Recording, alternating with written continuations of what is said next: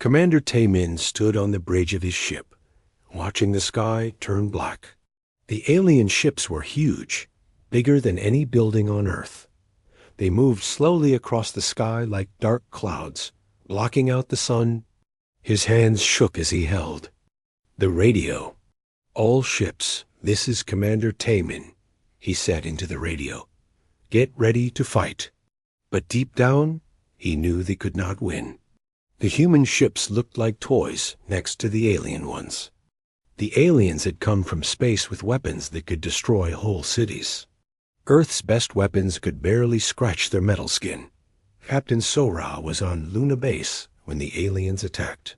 She watched through the window as giant ships appeared. In space around the moon, her brother Wu Jin was working in the engine room below. They had been talking just minutes before about going home to see their parents next month. "Sora, get to the escape pods now." Wu Jin's voice came through the radio, but it was too late. The alien weapons lit up the darkness of space like lightning. Luna Base exploded in a ball of fire. Sora's escape pod was thrown away from the base, spinning in space. She watched her home burn. She watched the place where her brother died turn to dust. On Earth, people looked up at the sky and saw the alien ships. They were everywhere, over Seoul, over New York, over London. The ships were so big, they made their own shadows on the ground. Children pointed at them and asked their parents what they were. But the parents had no answers. Dr. Hai-1 was in her lab when the aliens sent their first message. She was a smart woman who studied life from other planets. She had always hoped to meet aliens one day, but not like this. The message came on every TV, every radio, every phone in the world. The voice was cold and strange. It did not sound human at all. "People of Earth," it said, "we are the Velkari Empire. Your planet will help us test our weapons. You have 7 days to leave your big cities. After that, we will begin our work." The message showed pictures of alien soldiers. They were tall and thin, with gray skin and black eyes. Their leader called himself War Prime Gextal. He looked at the camera like humans were bugs. He wanted to step on. "We need to test our weapons before we fight our real enemies," the voice continued. "Your cities will be good targets. Your people will help us learn how well our weapons work. This is not a war. This is just business." Dr. Hai-1 listened to the message over and over. Something about it worried her. The aliens were not just talking about testing weapons. They kept saying they wanted to watch how humans acted when they were scared. They wanted to study human fear. President Ji-ho called an emergency meeting. All the world's leaders gathered on video calls. Some wanted to give up and leave the cities. Others wanted to fight even though they could not win. The room was full of angry voices and scared faces. "We cannot leave our home," President Ji-ho said. His voice was calm but firm. "This is Earth. This is where humans belong. If these aliens want to test their weapons on us, they will find that humans are not easy to break." The other leaders argued with him. "But we cannot fight them," said the leader of Europe. "Their ships are too strong. Their weapons are too powerful. We should save as many people as we can." "And go where?" President Ji-ho asked. "They have ships everywhere. They control the space around Earth now. There is nowhere to run, so we will stand and fight." Commander Tae-min got his orders that night. He was to take his small fleet of ships and attack the alien ships over Seoul. Everyone knew it was like sending children to fight giants. But someone had to try. Captain So-ra made it back to Earth in her damaged escape pod. She crash-landed in the ocean near Japan. A fishing boat found her floating in the water, half dead from cold and fear. When they pulled her out, the first thing she said was, "My brother is dead. The aliens killed him." The fisherman looked at her with sad eyes. "Many brothers will die before this is over," he said. But maybe some will live if we are brave. All over the world, people got ready for the worst week of their lives. Some packed their things and tried to leave the big cities, but most stayed. They had jobs to do, families to protect, homes they would not give up. In Seoul, people filled the streets. They were not running away. They were helping each other get ready. Old men taught young men how to build shelters. Mothers showed each other how to keep children safe. Students used computers to learn about the alien ships, looking for any weakness they could find. Dr. Haiwan worked day and night in her lab. She studied every piece of information about the aliens. She listened to their radio signals and watched their ships move in the sky. She found something that made her blood run cold. The aliens were not just testing weapons. They were studying humans like rats in a cage. They wanted to see how scared people would get. They wanted to watch humans suffer and learn from it. This was not just about testing guns and bombs. This was about understanding fear itself. On the seventh day, the alien ships moved into position. They floated over the biggest cities in the world like dark angels of death. War Prime Gextal sent one last message. "Your time is over," he said. "Now we begin our tests. Do not fight us. Do not try to hide. Just fear us. Your fear will teach you as much." But as the alien weapons began to charge up with deadly light, something happened that War Prime Gextal did not expect. Instead of running away in terror, humans ran toward the places where they would be needed most. Doctors ran to hospitals. Firefighters ran to their trucks. Parents ran to schools to be with their children. Commander Tae-min looked at his small fleet of ships and smiled. They were about to fight the biggest battle in human history. They would probably lose. They would probably die. But they would not go quietly into the dark. "All ships," he said into his radio, "remember why we fight. We fight for Earth. We fight for humans. We fight because this is our home, and no one takes our home without a fight." The alien weapons began to fire, and the sky filled with light and death. But something burned brighter than their weapons that day. It was the human spirit, and it would not be put out. The first alien weapon hit Seoul at exactly noon. It was a beam of blue light that came down from the sky like lightning. Where it touched the ground, buildings turned to dust. The sound was louder than thunder, louder than anything humans had ever heard. Lieutenant Minho was 3 blocks away when the beam hit. The shock wave knocked him down and broke windows all around him. When he got back up, his ears were ringing and his mouth tasted like metal. Half the city block was gone, just a big hole in the ground where people used to live and work. But something strange happened. Instead of running away from the destruction, people ran toward it. They came with shovels and ropes and first aid kits. They came to dig people out of the broken buildings. They came to help, even though more alien weapons might fire at any second. "This way," Minho shouted to a group of civilians. "There are people trapped under that building." He led them through the smoke and dust, looking for survivors. Above them, small alien ships floated in the air like metal birds, watching everything. With their cameras, War Prime Gextau watched the humans from his command ship. He expected to see them running in terror. He expected to see chaos and panic. Instead, he saw something that confused him. The humans were working together. They were helping each other. They were not acting like the scared animals, he thought. They were. "Fire again," he told his weapon officer. "Hit a different part of the city. I want to see how they react when the attacks come from different directions." Another blue beam came down from the sky. This time it hit a hospital.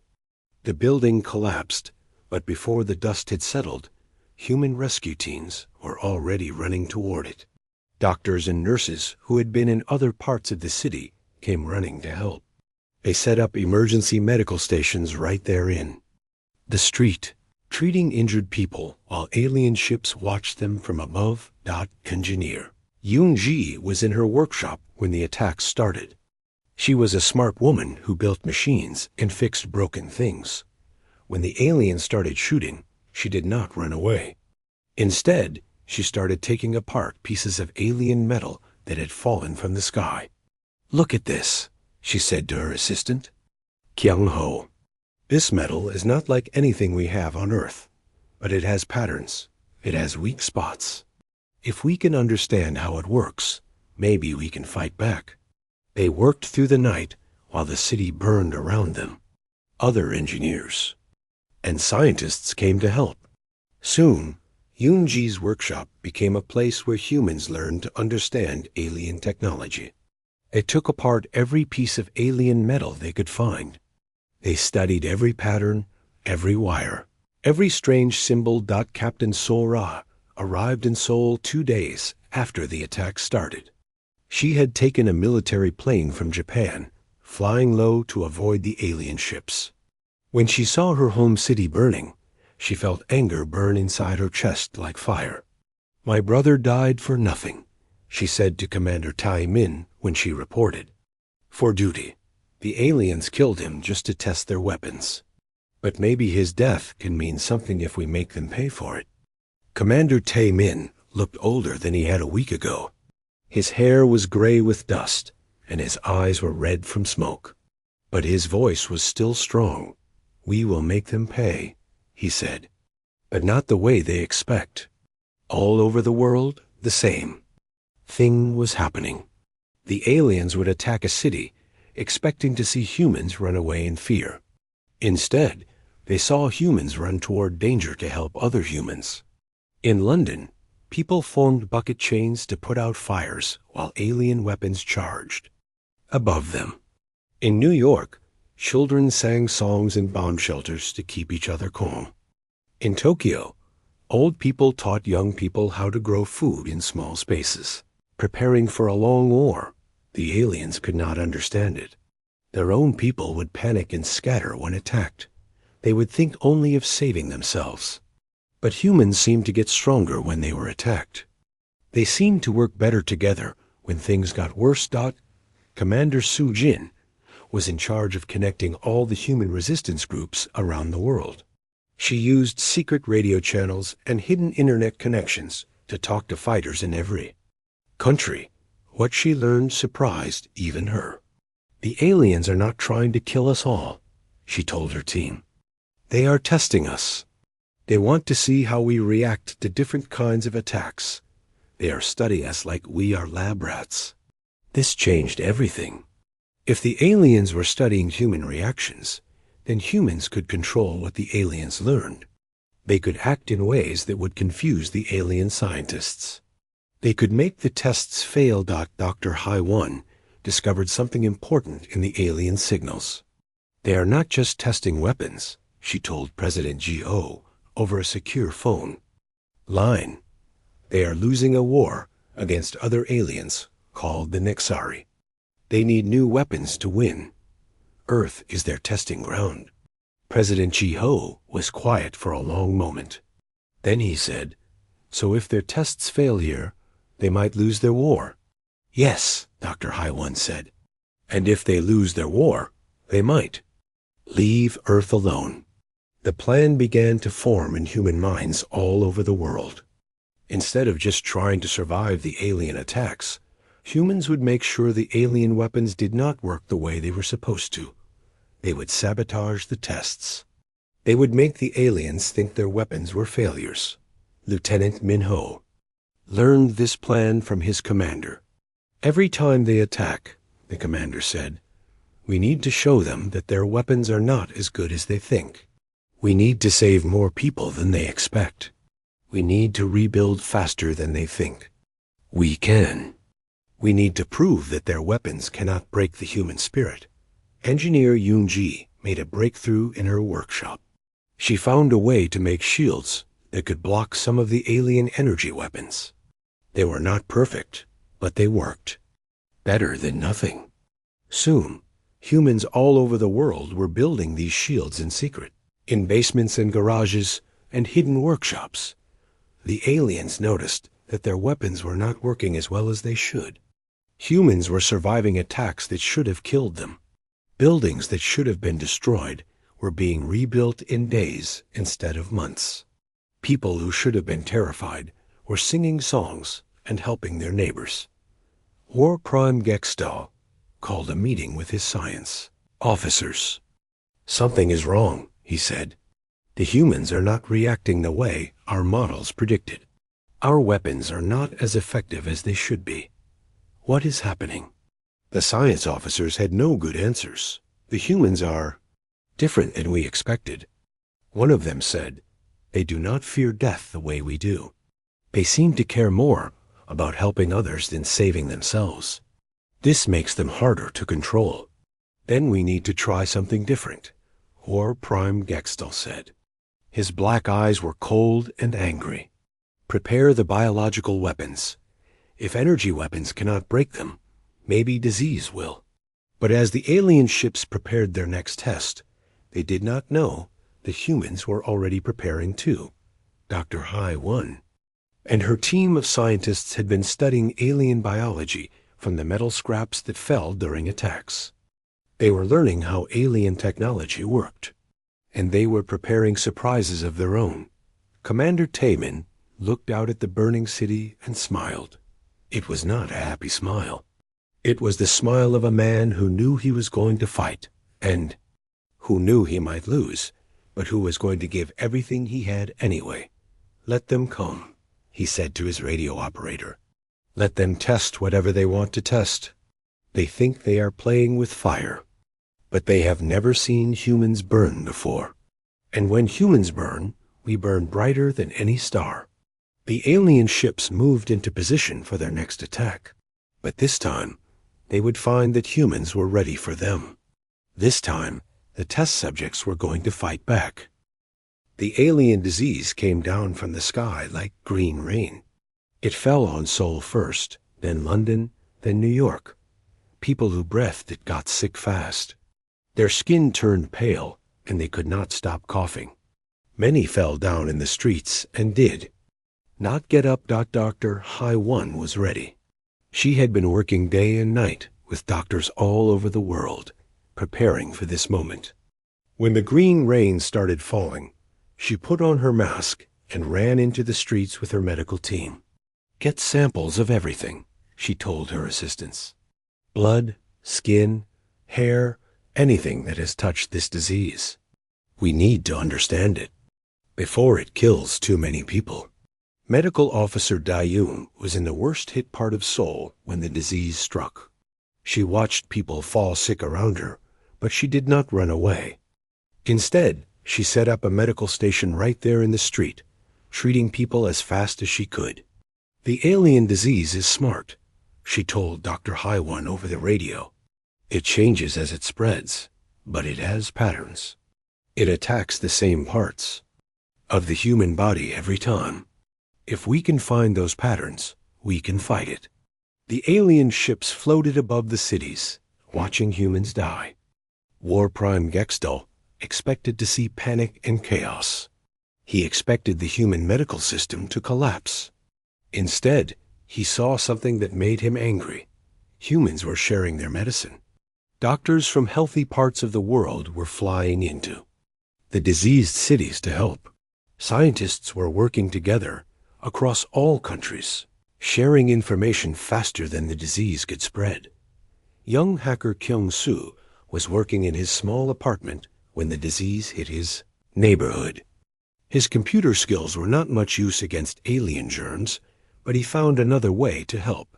He broke into the alien communication networks. "I can hear them talking to each other," he told Commander Soo Jin over a secure internet connection. Aliens are worried. Their disease is not working the way they planned.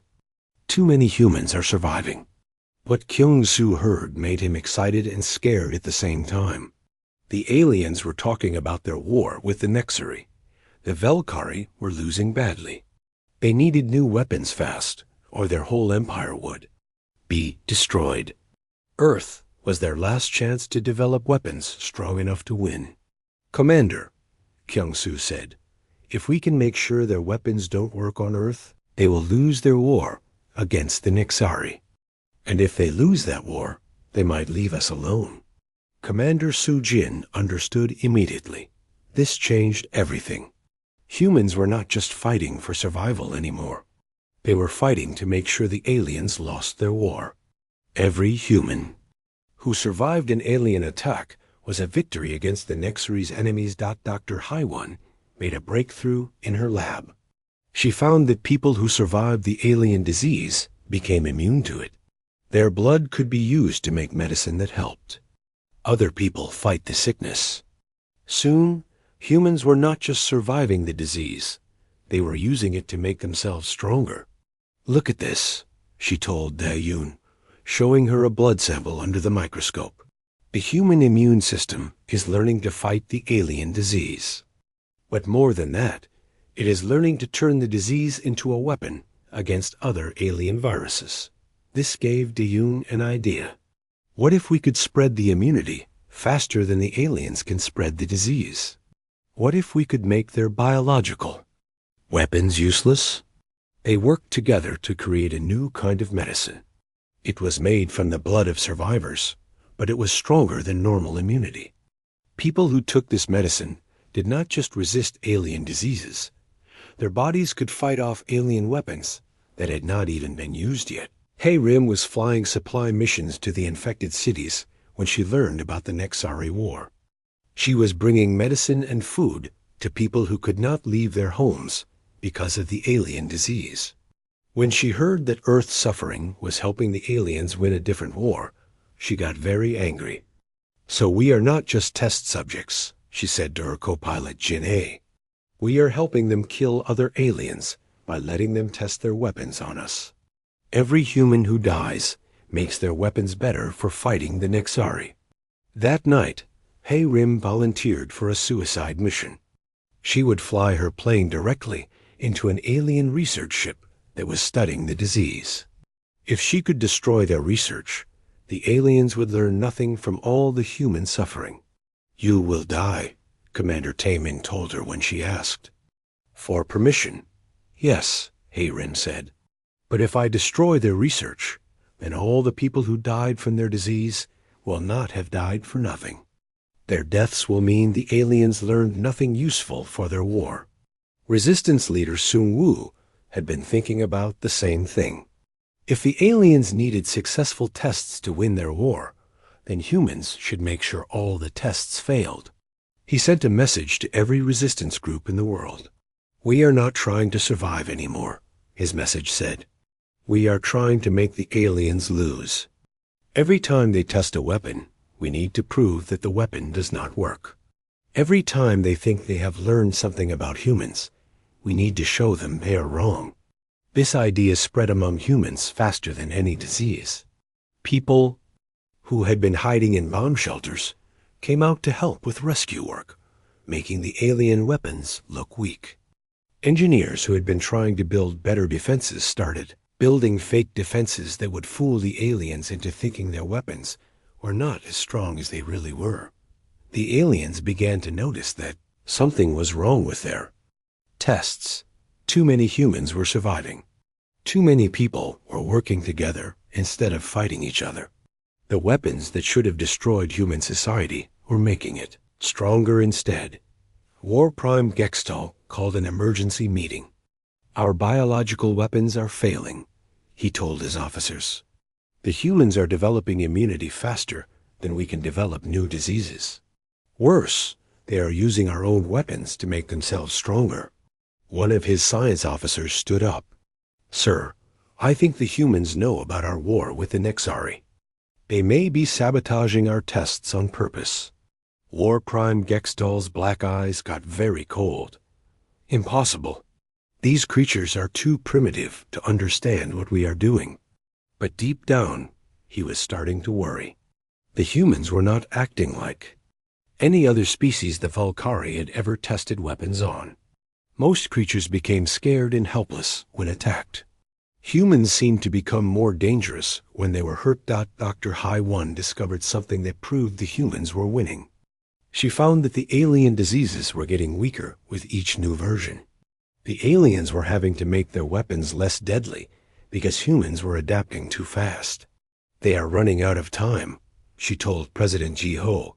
Their war with the Nexari is not going well. They need weapons that work right away, but we are making sure nothing works the way they want it to. Engineer Yoon Ji had turned her workshop into a factory for making fake alien technology. She created devices that looked like they had been damaged by alien weapons, but were actually designed to confuse the alien scientists studying them. If they think their weapons are causing different damage than they really are, she explained. To her team, they will design the wrong weapons for fighting the Nexari. The plan was working. All over the world, humans were not just surviving alien attacks. They were making sure the attacks taught the aliens the wrong lessons. They were turning themselves into weapons against the alien war effort. But War Prime Gextol was getting desperate. His commanders back home were demanding results. The Nexari were winning battle after battle, while he wasted time testing weapons on primitive humans. He needed to try something that would give him clear, useful results. He decided to create the perfect test environment. He would capture a large group of humans and put them in a controlled space where he could study them closely. No more guessing what humans were thinking. No more wondering if the tests were being sabotaged. He would watch humans react to his weapons with his own eyes. A trap was set. 1,000 humans, including some of the most important resistance. Leaders would be captured and placed in a giant arena. There, War Prime Gextol would finally learn the truth about human nature, but he was about to discover that humans had more surprises waiting for him than he could ever imagine. The alien arena was a huge metal dome that could hold 1,000 people. It had walls that could not be broken and a roof that let in just enough light to see. War Prime Gextol had built it in the mountains of Korea, far from any city. He wanted to watch humans in a place where they could not get help from anyone. Former soldier Jin Woo was one of the first humans brought to the arena. They took him from his home in Bizen while he was sleeping.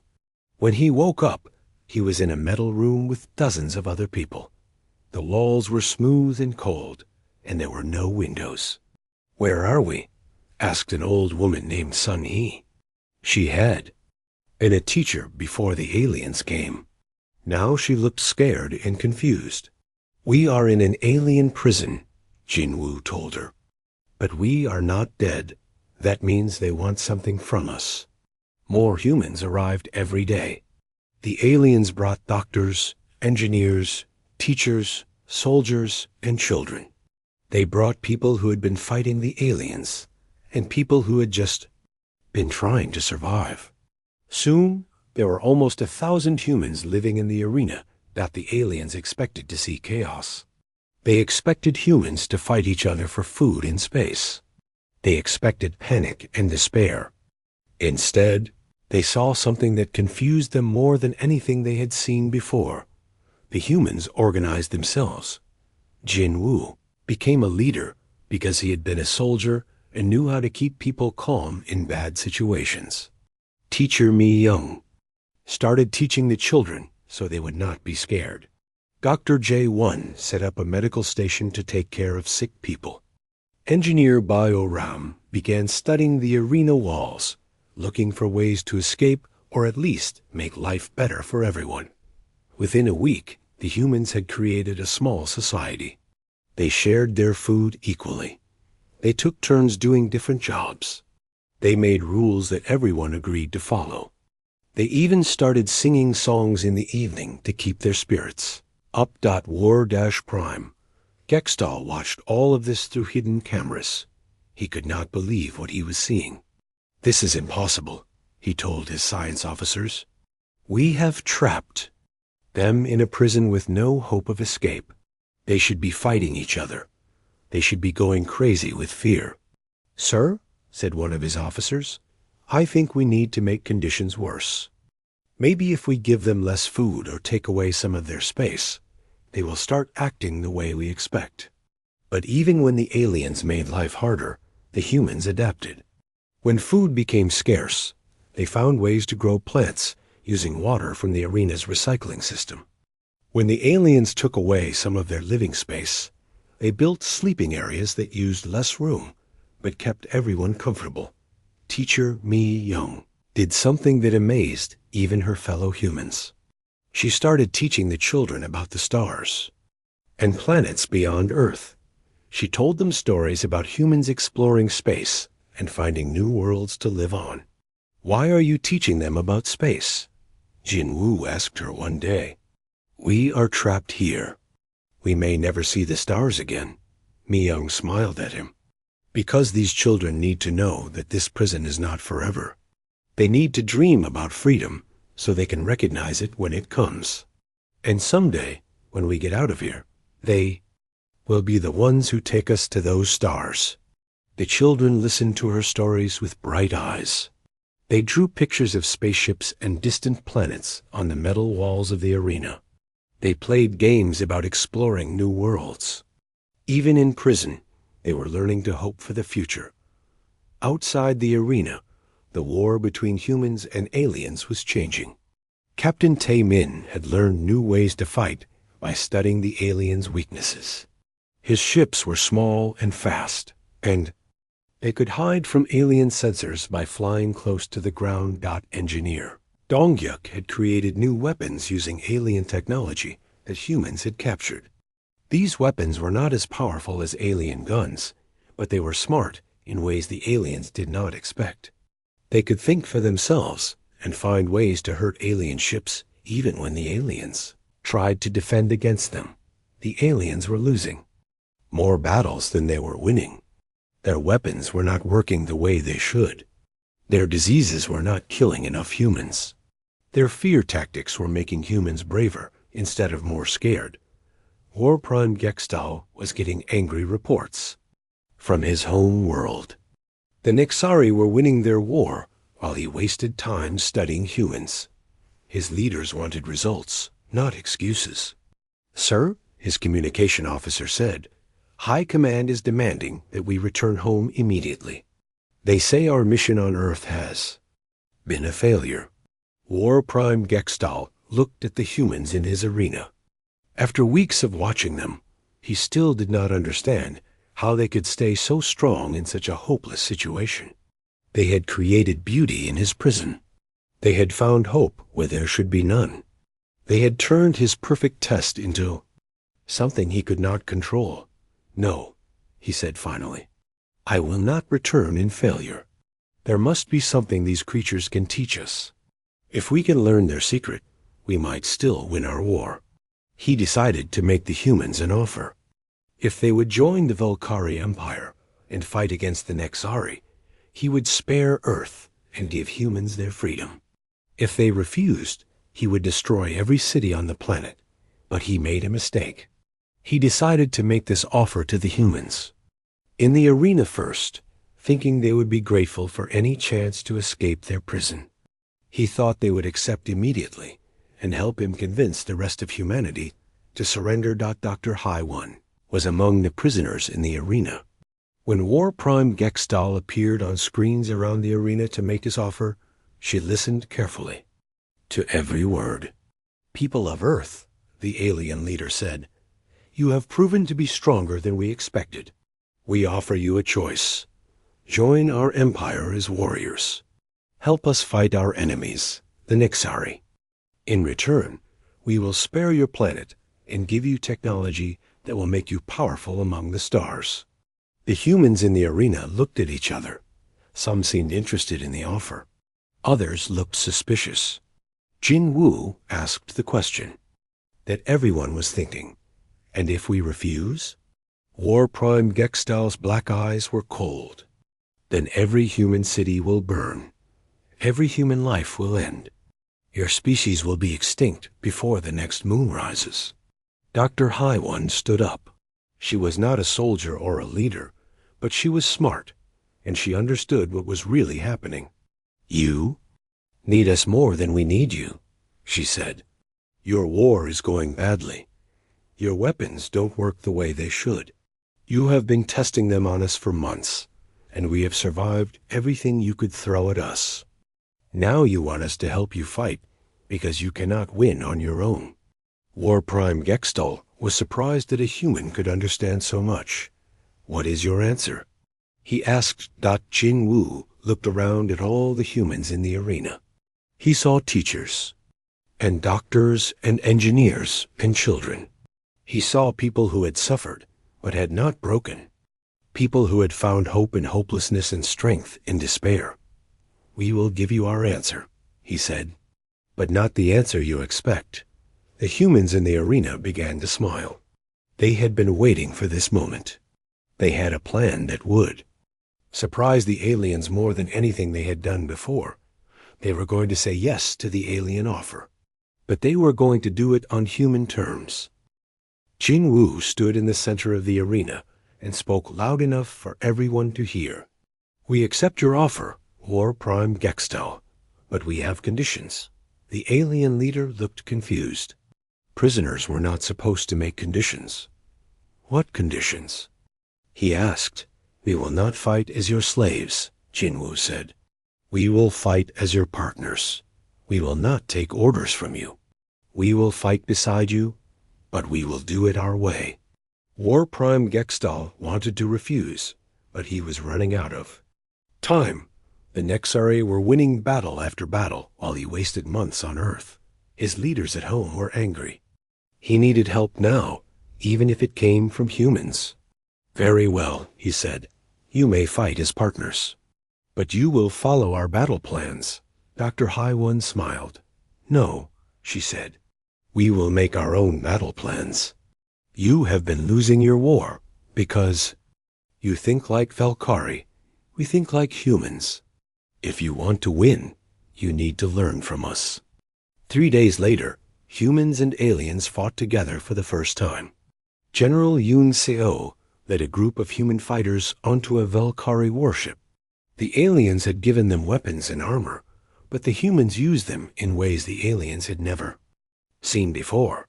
The battle was against a Nexari fleet that had been winning fights against the Valkyrie for months. The Nexari ships were fast and smart, and they knew how Valkyrie commanders thought. They could predict every move the aliens would make, but they could not predict what humans would do. Young Ho was flying a small fighter ship with both human and alien technology.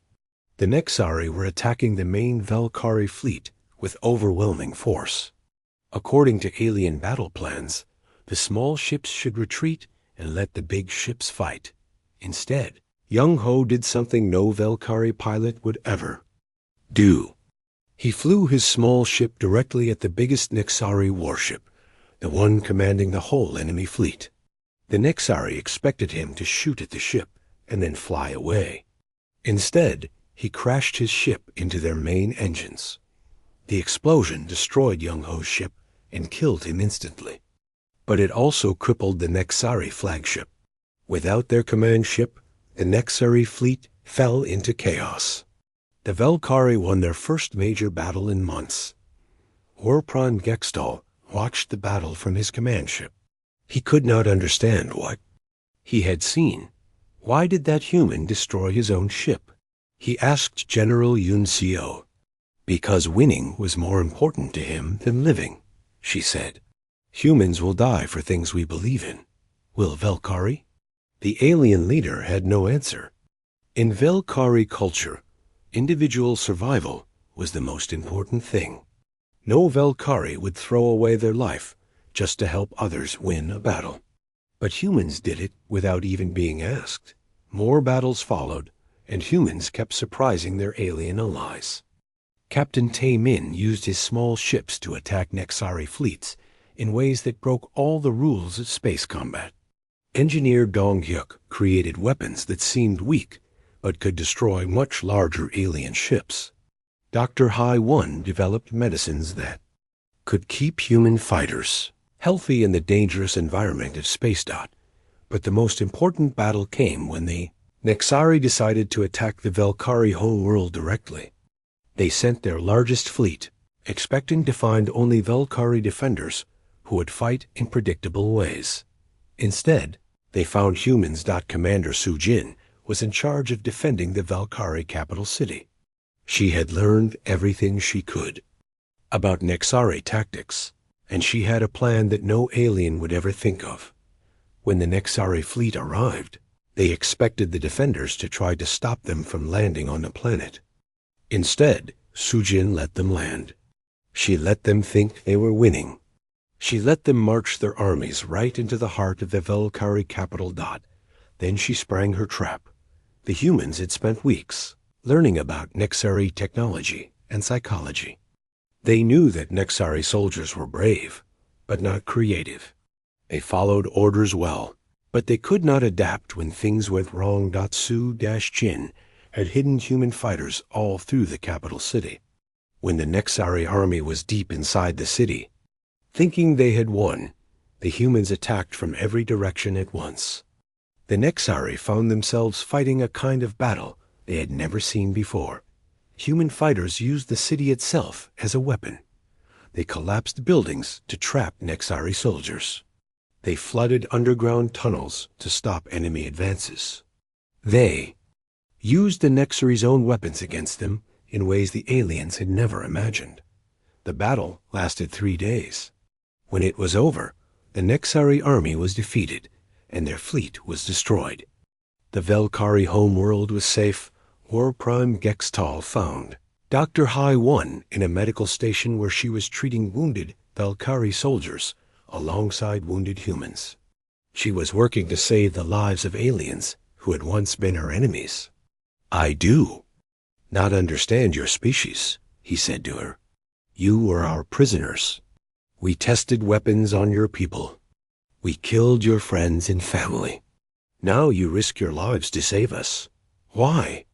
Dr. Hai 1 looked up from the Velkari soldier she was treating. "Because that is what humans do," she said. "We help those who need help, even our former enemies." "But why?" he asked again. "What do you gain from this?" "We gain the chance to make the universe a better place," she said. "We gain allies instead of enemies. We gain the knowledge that we chose to be good, even when we could have chosen to be cruel." The war ended 6 months later. The Nexari, defeated by the combination of Velkari technology and human tactics, agreed to peace terms. The 3 species began working together to explore new parts of the galaxy. Earth became the center of a new alliance. The arena where War Prime Gextal had once imprisoned humans became a university, where young aliens came to study human culture and philosophy. They wanted to learn the secret of human strength. Captain Sora became an instructor at the university. She taught young Velkari cadets about courage and sacrifice. One day, a student asked her how humans could be so brave when they were so weak compared to aliens. "We are not brave because we are strong," she told them. "We are strong because we are brave. Strength comes from inside, not from weapons or technology. It comes from caring about something more than yourself." Ambassador Sujin signed the final peace treaty between all 3 species in the same building where President Ji-ho had once refused to surrender Earth. As she put her name on the agreement, she thought about all the humans who had died during the alien tests. "They did not die for nothing," she said to the assembled diplomats. "They died to prove that the human spirit cannot be broken. They died to show the universe that there are some things more important than survival. They died so that others could live in peace." War Prime Gextal, who now called himself Student Gextal, stood beside her. He had learned to see humans not as test subjects, but as teachers. "The aliens thought they were playing with fire when we attacked humanity," he said, "but we discovered that humans do not just burn. They become the flame that lights the way for others." Years later, when human children learned about the war in school, they were taught that it began when aliens came to test their weapons on Earth. But they were also taught that it ended when humans chose to help their former enemies rather than Seek revenge. The lesson was always the same. When faced with darkness, humans do not hide from it. They become the light that drives it away. And that light, once lit, burns forever in the hearts of all who see it. The universe was a brighter place because humans refused to let their fire be put out. And it would stay bright as long as humans remembered that the greatest weapon against cruelty is kindness, and the strongest defense against hatred is love. In the end, the aliens had been right about one thing. They had been playing with fire when they attacked humanity. But they learned too late that when you play with fire, sometimes you get burned. And sometimes, if you are very lucky, you learn to carry the flame yourself.